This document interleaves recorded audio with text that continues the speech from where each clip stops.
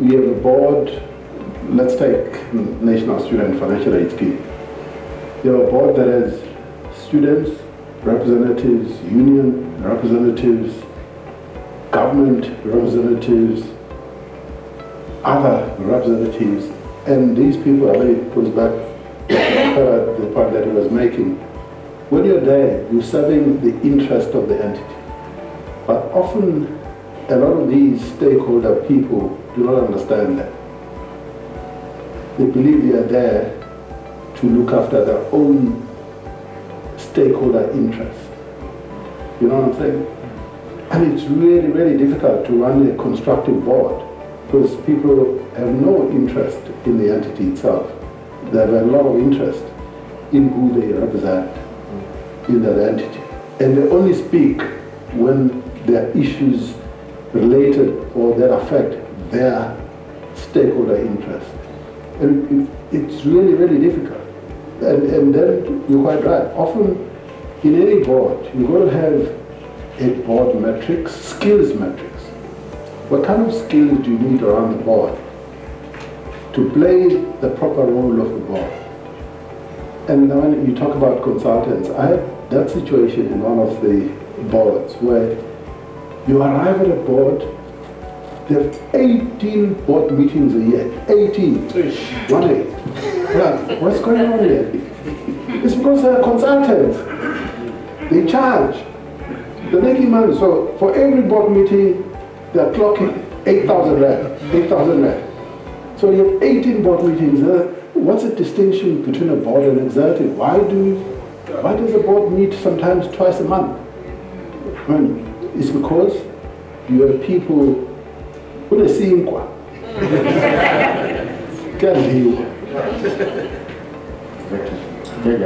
And it's true. Hence, it is important to add on to what Nxasana's point, to have a structure in the board. You've got a board, say you've got 9 members, including the CFO and CEO and the executive CEO, right? Then you have subcommittees, but the core board members need to serve in the committees. Let me not call them subcommittees. In the committees, finance, risk and compliance committee, HR committee, nominations and ethics or an ethics committee, and the infrastructure committee.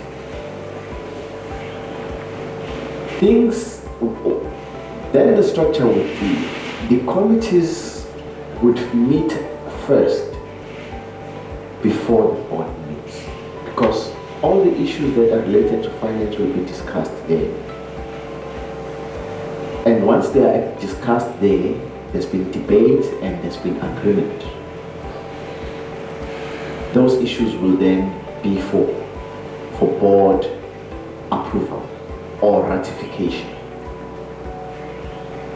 If those issues that were discussed at the board meeting and Prof, you were part of that HR committee, and you start raising a voice of dissent at a board meeting,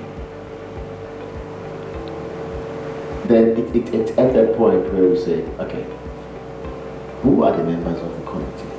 And you say, remember, but weren't you sitting in the HR committee a few weeks ago?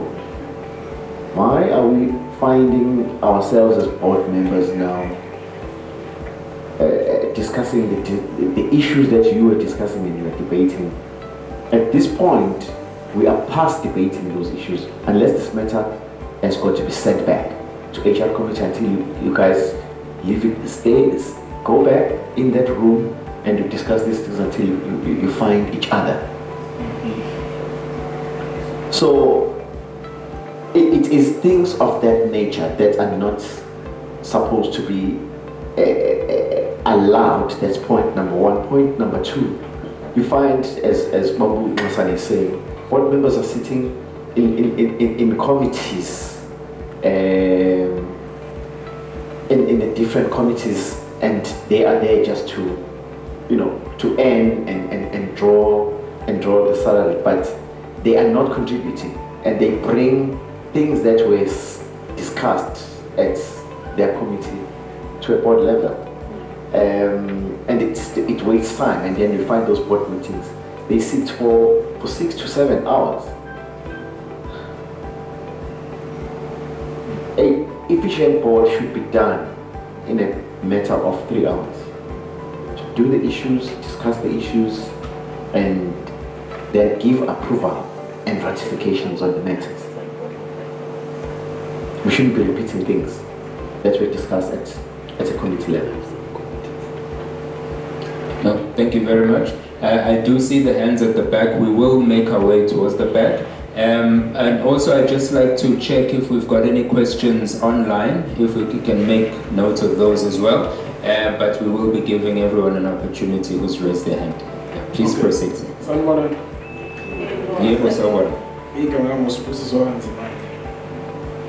I think my question is on the regulatory body.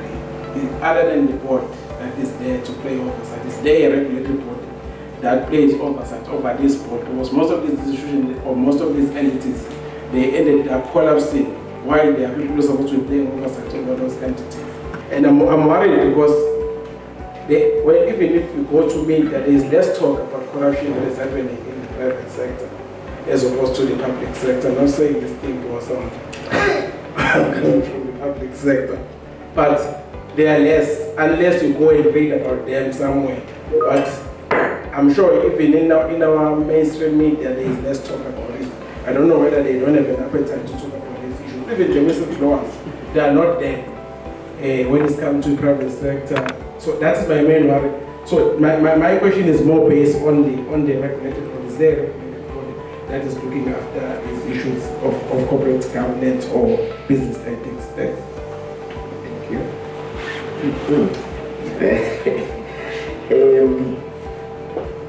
By its very nature, the board is the final arbiter.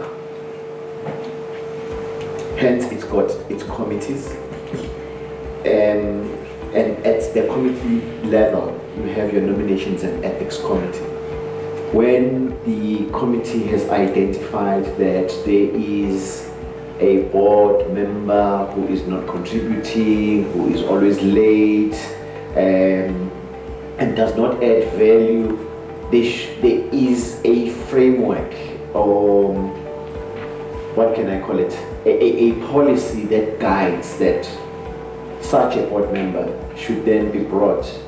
Come end of their term, it will then be highlighted to the board or the chair of the board to say, so is not fit for purpose for X, Y, Z reasons, and then it's there for the committee to say what is then the recommended